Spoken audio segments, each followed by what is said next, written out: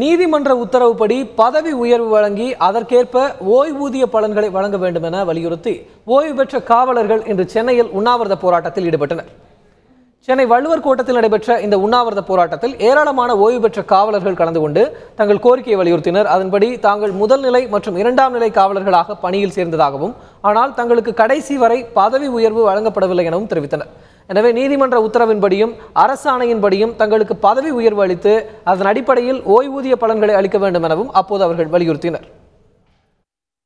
இந்த அநீதியை போக்குவதற்காக நீதிமன்றங்களை நாடி நீதிமன்றங்களிலிருந்து நாம் ஆணைகளை பெற்றிருந்த போதிலும் இதை அதிகாரிகள் கவனம் செலுத்தாத காரணத்தினால் இன்னும் பொது மக்கள் வாடிக்கொண்டிருக்கிறார்கள்.